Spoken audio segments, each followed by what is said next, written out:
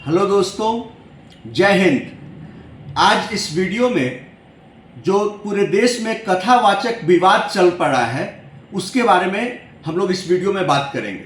कथावाचक विवाद पिछले 4 दिनों से ये सुर्खियों में है। National media, YouTube channels, newspapers, हर जगह पर यह विवाद छाया हुआ है। होता क्या है कि उत्तर प्रदेश में एक जगह है इटावा, सब लोग जानते हैं इटावा एक जिला है, और इटावा में एक गांव है दादरपुर। उस गांव में एक तिवारी परिवार रहता है जो कि मुख्य जजमान की भूमिका निभाते हैं। उस पूरे गांव में एक भागवत कथा का आयोजन होता है, पूरा गांव उसमें सम्मिलित होता है, लेकिन जो मुख्य जजमान होते हैं वो तिवारी परिवार बनता है, जिसमें कि कौन तिवारी नाम मैं भूल रहा हूँ, तिवारी जी और रेणु तिवारी उनकी पत्नी, ये दोनों मुख्य जजमान होते हैं। अब ये विवाद आपके दिमाग में आ रहा होगा कि कथावाचक को लेकर के विवाद क्या हो गया। कथा कहने के लिए आए थे, कथा हो गया, लोग चले गए होंगे। यहाँ पर विवाद ये होता है कि जब गांव में भागवत कथा कराना होता है तो लोग यहाँ से जाते हैं, इटावा में पता करते हैं कि कौन बढ़िया कथावाचक है। तो उनको 2 लोगों के बारे में पता चलता है और ये दोनों लोग आते हैं कथा कहने के लिए। उनके साथ एक ढोलकिया भी आता है। जो 2 लोग आते हैं, एक अपने आप को मुकुटमणि अग्निहोत्री कहता है और एक अपने आप को संत राम त्रिपाठी कहता है। तो दोनों ब्राह्मण कहते हैं अपने आप को। और एक है श्याम जी कटेरिया जो कि ढोलची है, जो ढोलक बजाता है। वो आंखों से देख नहीं पाता था। विवाद यहाँ पर होता है कि ब्राह्मण परिवार जब ये भागवत कथा वगैरह चल रहा होता है तो उस समय कोई दिक्कत नहीं होती है। कथा मतलब कि जब कंप्लीट हो जाता है तो उसमें फिर खाना खाने के लिए जब उनको बैठाया जाता है तख्त पे, तो जिस रूम में वो बैठते हैं खाना खाने के लिए, तो वो रेणु तिवारी को कहते हैं, जैसा कि उनके ऊपर आरोप लगाया गया है कि रेणु तिवारी को कहते हैं हाथ पकड़ करके कि तुम अपने हाथों से खाना खिलाओ। तो ये अपने बाहर हस्बैंड को जाकर के बताती है। तो हस्बैंड मतलब अगल बगल के सारे लोग सुने। हस्बैंड ने जाकर के पूछा कि पंडित जी आप ये क्या बोल रहे हैं। तो पंडित जी कहते हैं कि हमसे गलती हो गई।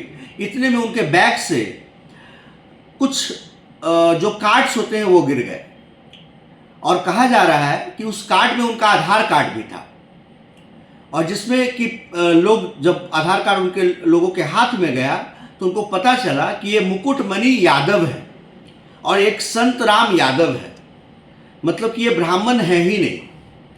और यहीं से पूरा विवाद जन्म लेता है। फिर तिवारी जी का कहना यह है कि जब वो भागवत कथा के समय जब जल वगैरह, गंगा जल वगैरह छिड़का जा रहा था, कुछ रखा जा रहा था, तो वो औरत का, जो रेणु तिवारी थी और जो गांव की औरतें थी, उनके अंगुली को पकड़ करके वो रखवा रहे थे। तो एक छेड़खानी का एंगल भी है इसमें।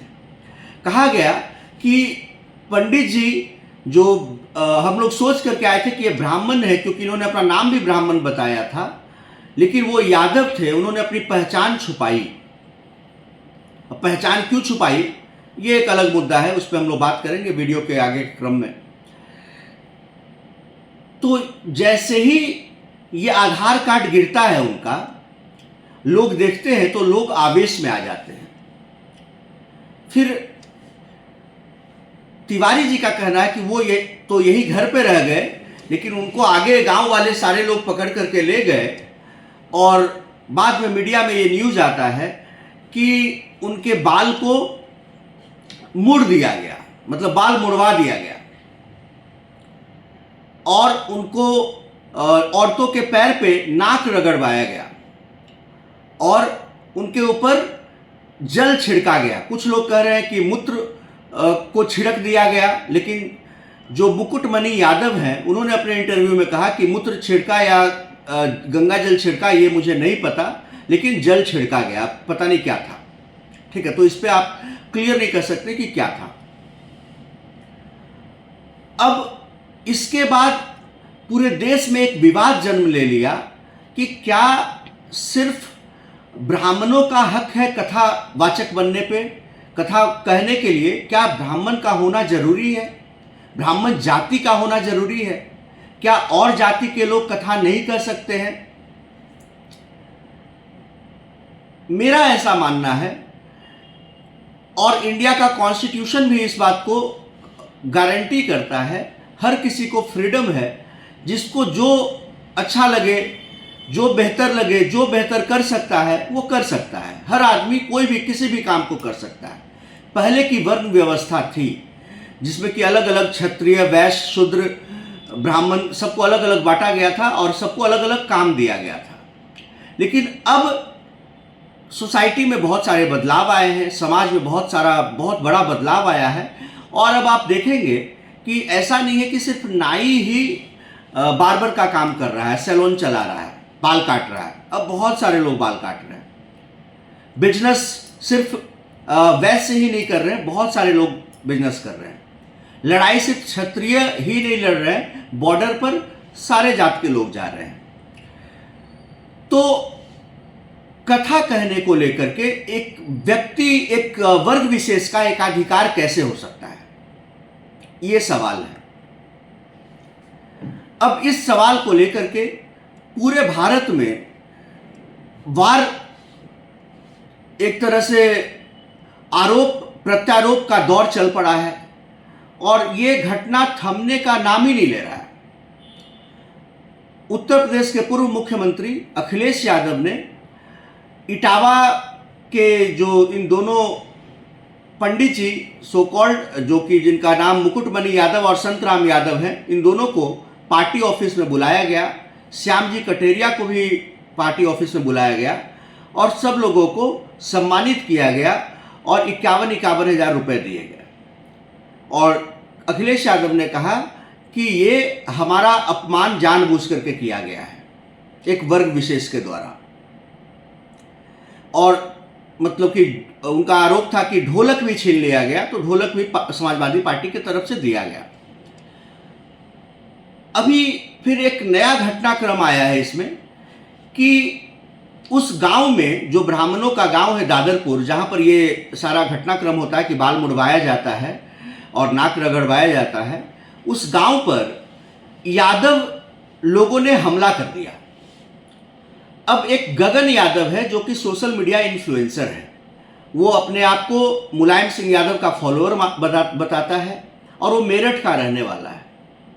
वो एक अहीर रेजिमेंट चलाता है और अहीर रेजिमेंट में ने आज जा करके दादरपुर गांव पे हमला कर दिया। सैकड़ों की संख्या में लोग गए और जिसमें हर एक जिले से, बहुत सारे जिले से बहुत सारे युवा लोगों ने इसमें पार्टिसिपेट किया और बाइक पे चढ़ करके, कार में जा करके, स्कॉर्पियो में जा करके लोगों ने वहाँ पर उत्पात मचाया।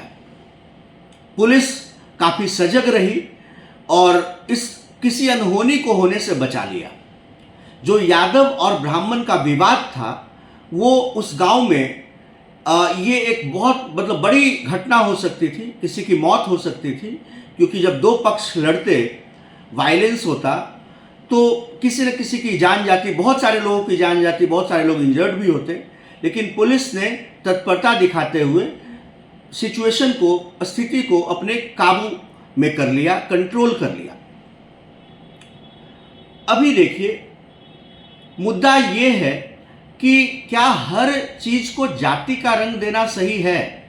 ये जात ऐसी है कि जाति ही नहीं है, ये जाति ऐसी है कि जाति ही नहीं है। बताइए, आज 21वीं सदी में 2025 में हम लोग खड़े हैं और आज भी हम लोग जाति पर ही लड़ रहे हैं। ब्राह्मण और यादव का विवाद, अगर इसमें कोई जो दोनों समुदाय के बड़े नेता, धार्मिक गुरु वगैरह अगर इन्वॉल्व होकर के इस मामले को अगर शांत नहीं कराएंगे तो ये मामला और भी आगे बढ़ जाएगा, एस्केलेट हो जाएगा और दोनों पार्टी को, दोनों जातियों के लोगों को लॉस होगा, ह्यूमैनिटी का, मानवता की हानि होगी।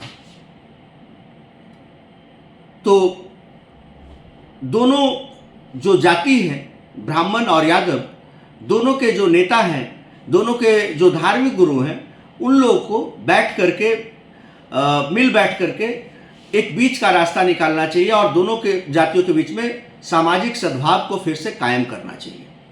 जहाँ तक कथावाचक की बात है तो उन दोनों जो यादव थे उनको भी अपनी पहचान नहीं छुपानी चाहिए थी, उनको भी बताना चाहिए था कि उनका नाम क्या है, झूठ बोल करके काम नहीं लेना चाहिए था।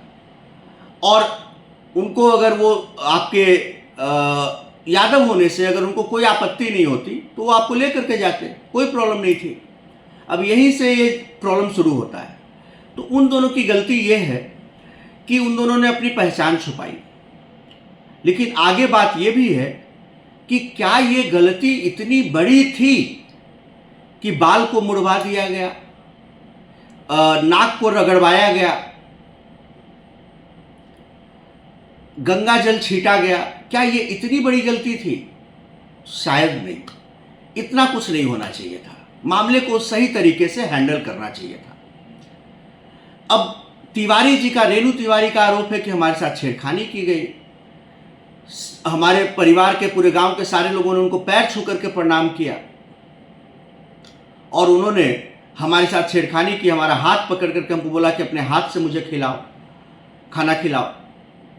और पूजा के क्रम में भी हमारी अंगुलियों को छू छू करके, जो भी गांव की औरतें भागवत कथा में मौजूद थी और उनको कुछ गंगा जल वगैरह छींटना था या कुछ रखना था, तो उनकी अंगुलियों को छू करके वहाँ पे रखवाया गया। ये सब आरोप भी लगे हैं। मेरा as a lawyer, as a vakil, मेरा ये मानना है, एक वकील के रूप में, एक कॉन्स्टिट्यूशनल लॉ के एक्सपर्ट के रूप में, कि हर इंसान को किसी भी तरह का काम करने का हक है। आर्टिकल 19 में अगर आप देखिएगा तो काफ़ी क्लियर तरीके से दिया गया है that we all have the right to practise any business, trade, occupation, profession, anything. कोई भी कर सकता है, कोई भी कर सकता है, जिसको जो मर्जी है वो कर सकता है। लेकिन पहचान, कॉन्स्टिट्यूशन भी ये नहीं कहता कि पहचान छुपानी चाहिए। आप बिल्कुल फ्री होकर के आप अपने काम को करें। आपके काम में जिनको भी दिलचस्पी होगी वो आपसे काम जरूर लेंगे, आपको अपने काम के लिए जरूर हायर करेंगे, राइट। आखिरी में मैं ये बोलना चाहूँगा कि जो मुद्दा है दोनों जातियों के बीच में, उसको सद्भाव से सुलझा लेना चाहिए।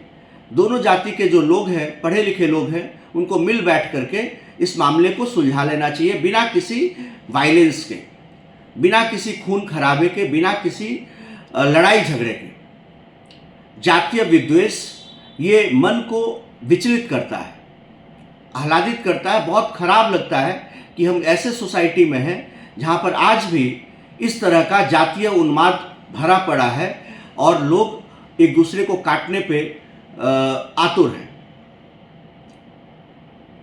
कथावाचक का जो ये कंट्रोवर्सी है, इस पे फुल स्टॉप अब लग जाना चाहिए।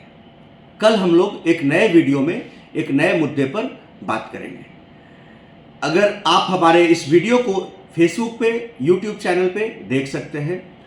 और कल मिलते हैं। जय हिंद दोस्तों, जय श्री राम।